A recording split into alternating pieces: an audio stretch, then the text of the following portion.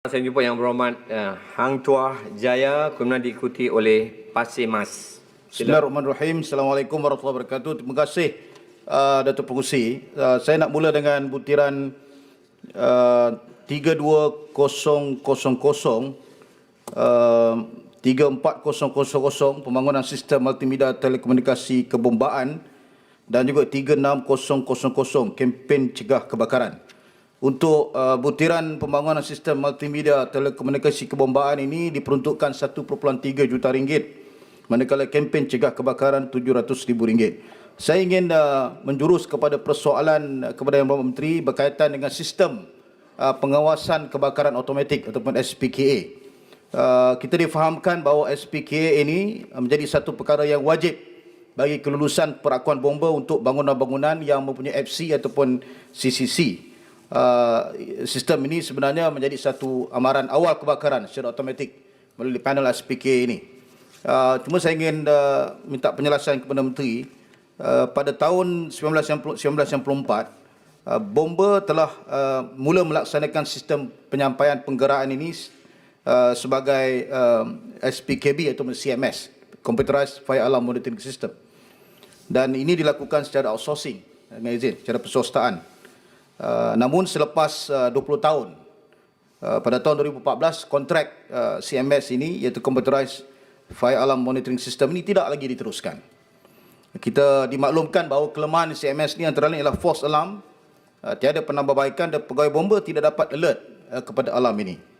Dan untuk menggantikan CMS ini, tender telah pun dibuka pada 2015 dan kemudiannya telah dipilih ataupun digunakan pendekatan SPKA, sistem pengawasan kebakaran automatik ini, dan telah mula beroperasi pada hujung 2015.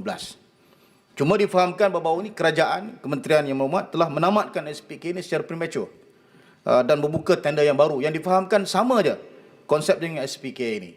Jadi saya ingin tanya secara detail di sini berkait dengan perkara itu, kenapakah wujudnya premature termination ini dan kenapa tidak diberikan extension of time dengan izin, kerana kalau kita apa yang difahamkan kepada saya melalui maklumat rakan-rakan daripada kementerian, ini merupakan satu perkara yang sama juga tetapi ditamatkan secara prematur. Jadi pasti ada penjelasan di sebalik perkara ini yang berkait dengan peruntukan untuk pembangunan sistem multimedia telekomunikasi kebombaan ini.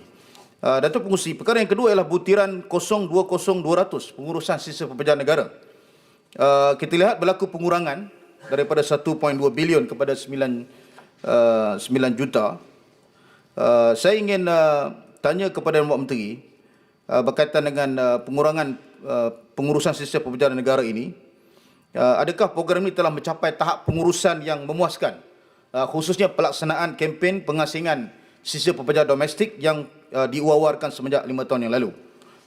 Sekiranya ia telah dilaksanakan dengan jaya, maka saya percaya bahawa peruntukan berlebihan terhadap peruntukan bagi pengurusan sistem pembejahan ini perlu dipertimbangkan semula. Misalnya, kalau kita merujuk kepada butiran 020300 Solid Waste Management and Public Cleansing Corporation SW Corp yang berjumlah 82 juta.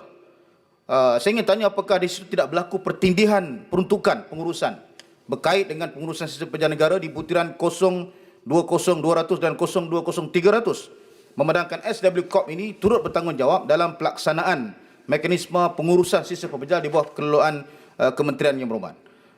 Saya yakin sebagai langkah penjimatan, seharusnya butiran 020300 ini wajar kita kurangkan dan disalurkan kepada pembejahan dan mengurus di butiran yang lain dan sasaran yang lebih memerlukan seperti peningkatan allowance pegawai bomba dan sebagainya, terutamanya bomba bantuan.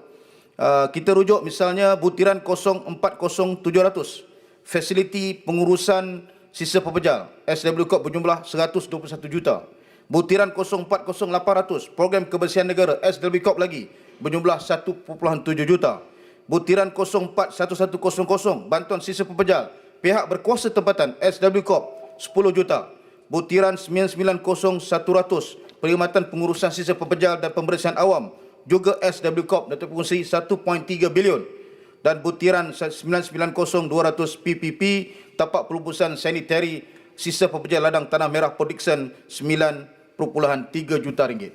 Dan kalau kita lihat Yang Berhormat Pengerusi, Yang Berhormat Menteri, komitmen kewangan bagi SW Corp ni mewakili separuh daripada peruntukan perbekalan KPKT dalam belanjawan 2021 ini. Jadi saya fikir ini perkara-perkara yang perlu diberikan perhatian dan mungkin Yang Berhormat Menteri ada jawapan kenapa belanjaan begitu besar disediakan untuk SW Corp ini. Yang terakhir, 30 saat Yang Berhormat Pengerusi, saya rujuk pada butiran 01604 iaitu butiran pemulihan dan penyelenggaraan yang menyaksikan peruntukan sebanyak 327 juta yang tidak dibelanjakan pada tahun yang lalu dan penambahan sekadar 6.6 juta saja. Jadi saya ingin tanya kepada pihak kementerian Yang Berhormat Menteri, sewajarnya kita mesti bertindak aktif dalam menyegerakan bantuan pemulihan dan penyelenggaraan fasiliti di kawasan perumahan rakyat dan PBT yang mengalami kehuzuran. Sekian, terima kasih Datuk Pengerusi. Terima kasih Tuan Jaya. Sekarang saya jumpa Yang